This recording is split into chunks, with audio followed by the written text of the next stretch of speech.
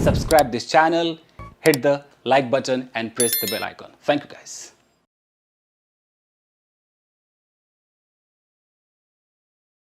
Hello everyone. So guys, आज हम बात करने वाले हैं कि अगर स्टेट ऑफ बीइंग में कोई टाइम आ जाए। स्टेट ऑफ बीइंग का मतलब क्या है? जैसे अगर हम कहते हैं कि वो बीमार है तो हम कहते हैं ही इज़ इल या शी इज़ इल। हमने यहाँ पर इज़ लगाया। लेकिन अगर हमें बोलना है कि वो 5 दिनों से बीमार है, वो 2 दिनों से बीमार है, वो सुबह से बीमार है, तो जब कोई वक्त लग जाए कि इस पॉइंट से अब तक वो बीमार है, इस पॉइंट पे बीमार हुआ होगा और इस पॉइंट से लेकर अब तक वो बीमार ही है, उसी अवस्था में है, हम टाइम बता रहे हैं। इस पॉइंट से अब तक वो बीमार है या इतने दिनों से वो बीमार है, उस पूरे पीरियड को हम बता रहे हैं। तो यहाँ पर गाइज हम एम इज आर नहीं लगाते हैं, इसकी जगह हम लगाते हैं हैव बीन, हैज बीन। यानी कि हम इस तरह के सेंटेंसेस को प्रेजेंट परफेक्ट टेंस में बनाते हैं। अब प्रेजेंट परफेक्ट टेंस का स्ट्रक्चर क्या होता है?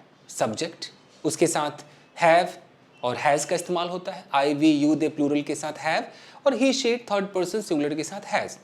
इसके बाद वर्ब की थर्ड फॉर्म आती है, फिर ऑब्जेक्ट आता है। ये आपने टेंस में देखा होगा कि मैंने खाना खा लिया है, आई हैव टेकन फूड या आई हैव हैड फूड, ऐसे बोलते हैं, या आई हैव ईटन फूड। इसी प्रेजेंट परफेक्ट टेंस का इस्तेमाल हम करेंगे स्टेट ऑफ बीइंग दिखाने के लिए। अब कैसे? तो अगर मुझे बोलना है कि वो 5 दिनों से बीमार है, अब इसको प्रेजेंट परफेक्ट पे हम लगाते हैं। वो मतलब अगर मेल है तो हम ही लगाते हैं, ही। तो ही के साथ प्रेजेंट परफेक्ट में क्या लगता है? हैज लगता है। हमने लगाया ही हैज। अब प्रेजेंट परफेक्ट कहता है भाई वर्ब की थर्ड फॉर्म बताओ। यहां जो वर्ब है वो कौन सा वर्ब है? होना, बी हमारा वर्ब है। तो अगर आप बी कैटेगरी में जाओगे तो बी के अंदर जाओगे तो बी के अंदर आपको एम इज आर भी दिखाई देगा। तो ये एम आर जो है ये बी का फर्स्ट फॉर्म कहलाता है। मतलब अगर वर्ब की आप बात करो, जैसे गो का वेंट होता है ना, वैसे बी हमारा बेस फॉर्म है। तो बी का जो फर्स्ट फॉर्म होगा वो एम और आर होगा, ठीक है। इज को हम, कोई लोग इसको फिफ्थ कहते हैं, कोई लोग थर्ड पर्सन सिंगुलर कह देते हैं। तो एम इज आर एक ही कैटेगरी में रखा गया है, लेकिन फर्स्ट फॉर्म में एम और आर को माना गया। अच्छा, सेकेंड फॉर्म क्या है बी का? Was were. थर्ड फॉर्म क्या है बी का? बीन। फोर्थ फॉर्म क्या है बी का? Being, BEING। और फिफ्थ फॉर्म में आप चाहो तो इज कर लो, और नहीं तो फिर एम इज आर को एक ही कैटेगरी में रख दिया कि भाई ये थर्ड पर्सन सिंगुलर के साथ लगेगा। तो कहने का मतलब है कि बी का जो थर्ड फॉर्म है वो बीन है। तो अब हमें क्या चाहिए भी? वो अगर 10 दिनों से बीमार है तो ही हैज हो गया। अब वर्ब की थर्ड फॉर्म चाहिए तो बी का थर्ड फॉर्म बीन, तो ही हैज बिन। क्या बोलेंगे? He has been. उसके बाद बताइए क्या है? वो बीमार है तो इल, सिक लगाइए। उसके बाद कितने दिनों से है वो? तो मान लीजिए 10 दिनों से है तो फॉर 10 डेज। अब है कि इसको प्रेजेंट परफेक्ट टेंस में हमने क्यों बनाया? रूल कहता है कि जब आप टाइम बताते हो कि 2 साल से, 5 साल से, सुबह से, दोपहर से, ये जो टाइम है ना, ये सिंस और फॉर वाला टाइम है। और सिंस और फॉर को सिर्फ 2 ही टेंस में लगाने के लिए अलाउ किया गया है। एक है परफेक्ट टेंस और एक है perfect continuous tense. Perfect tense का मतलब वो प्रेजेंट परफेक्ट हो सकता है, वो पास्ट परफेक्ट हो सकता है, वो फ्यूचर परफेक्ट हो सकता है। सिमिलरली परफेक्ट कंटिन्यूअस, वो प्रेजेंट परफेक्ट कंटिन्यूअस हो सकता है, वो पास्ट परफेक्ट कंटिन्यूअस हो सकता है, और वो फ्यूचर परफेक्ट कंटिन्यूअस हो सकता है। हालांकि फ्यूचर परफेक्ट कंटिन्यूअस आजकल यूज नहीं होता है। तो परफेक्ट और परफेक्ट कंटिन्यूअस के चक्कर में हमें फॉर सिंस लगाना होता है, या फॉर सिंस लगाना है तो इन्हीं दोनों टेंस के अंदर खेलना होगा। तो परफेक्ट का यहां पर सहारा लिया गया है, समझ रहे हैं? अच्छा, इसके अंदर कोई वैसा एक्शन नहीं दिखाया गया है कि वो ईटिंग ड्रिंकिंग, अगर वो दिखाना है कि वो सुबह से खेल रहा है तब तो आपके पास पूरा टेंस होता है कि he has been playing since morning. यहां पर स्टेट ऑफ बीइंग है बट उसके अंदर वक्त लगा हुआ है। जैसे अगर मैं ऐसे बोलूं कि यार वो 3 दिनों से अमेरिका में है, तो he has been in America for 3 days. Okay, वो 10 दिनों से अपने गांव में है तो he has been in his village for 10 days. So guys, अगर ऐसा बोलना है कि यार वे लोग बहुत दिनों से प्रॉब्लम में है, तो हम दे आर नहीं बोलेंगे, दे हैव बीन बोलेंगे कि they have been in problem for many days. या वो यार कई महीनों से डिप्रेशन में है, तो ही हैज़ बीन या she has been in depression for many days या फॉर अ लॉन्ग टाइम। तो आप समझ गए ये टाइम लगा हुआ है इस स्टेट ऑफ बीइंग में। उसी तरीके से अगर मुझे बोलना है कि यार फलाना जो है वो 10 साल से शादीशुदा है, तो यहाँ भी आप ऐसे बोलेंगे कि he has been married for 10 years. आप ऐसे नहीं बोल सकते कि he is married for 10 years, गलत हो जाएगा। अगर आपको 10 ईयर्स नहीं बोलना है तो आप बोलिए ही इज़ मैरिड, एकदम करेक्ट है। क्या तुम शादीशुदा हो, आर यू मैरिड, एकदम करेक्ट है।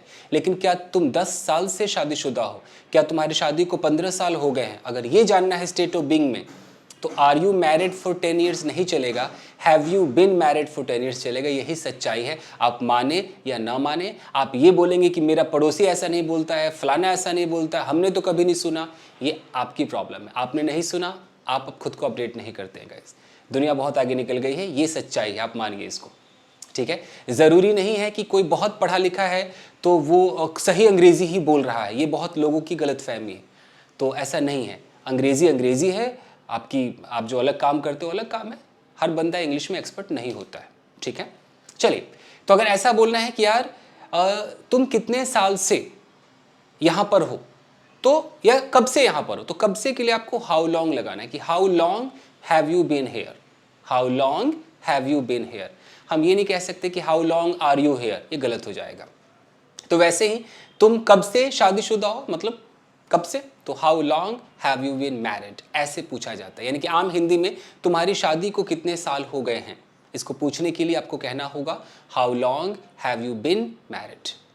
ये सच्चाई है गाइस, क्लियर है, ठीक है। तो वे लोग 10 साल से रिलेशनशिप में हैं, they have been in a relationship for 10 years. तो ये क्लियर हो गया। अब इसको जब आप स्विच करेंगे तो पहले एक नॉर्मल स्टेट ऑफ बीइंग लीजिए, जैसे कि मैं कमरे में हूँ, I am in the room, और मैं सुबह से कमरे में हूँ, I have been in the room since morning. Difference ऐसे करके देखिए, ओके। क्या तुम बीमार हो, आर यू इल, क्या तुम सुबह से बीमार हो, have you been ill since morning. क्या तुम कमरे में हो, are you in the room, और क्या तुम 2 घंटे से कमरे में हो, have you been in the room for 2 hours, ठीक है। इसी का अगर मैं पास्ट वर्जन कर दूं तो पास्ट में आप क्या बोलते हैं कि कल मैं कमरे में था, तो I was in the room yesterday. अब अगर मैं कह दूं यार मैं कल सुबह से कमरे में था, तो ये जो वॉज है इसको आपको हैड बीन करना होगा, यानी कि पास्ट परफेक्ट टेंस का इस्तेमाल करना होगा। कैसे, ये हैड बीन है, पास्ट परफेक्ट कंटिन्यूस नहीं है, वो हैड है और बी का थर्ड फॉर्म बिन है। तो मैं सुबह से कमरे में था, I had been in the room since morning. 10 साल से वो बीमार था, he had been ill for 10 years. इस तरीके से मान लीजिए किसी का ब्रेकअप हो गया, मैं कह रहा हूँ यार 2 साल से ना ये लोग रिलेशनशिप में थे, so they had been in a relationship for 2 years. समझ में आ रहा है गाइस। तो अगर सवाल में पूछना है कि ये लोग कब से रिलेशनशिप में थे, so how long had they been in a relationship, ठीक है जी। तो यही था आपका guys state of being time के साथ। नेगेटिव लगाना है तो नॉट, आपको पता है कि जैसे कि वो 10 दिनों से बीमार नहीं है, तो he has not been ill for 10 days. Interrogative में क्या वो 10 दिनों से बीमार है, तो has he been ill for 10 days. और इंटेरोगेटिव प्लस नेगेटिव में क्या वो 10 दिनों से बीमार नहीं है, तो या तो हैजेंट को उठाइए कि hasn't he been ill for 10 days, या has he not been ill for 10 days.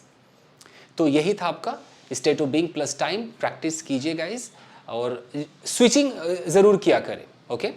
जैसे कि यार ये वो मैरिड है, he is married, she is married, यार वो 10 साल से शादीशुदा है, he is been married for 10 years. ऐसे किया करें, समझ में आ जाएगा। क्लियर है गाइस। तो आज के लिए बस इतना ही, मिलते हैं अगले एपिसोड में। Till then take care, keep practicing and have fun. Video को लाइक करें, चैनल को सब्सक्राइब करें। Thank you guys.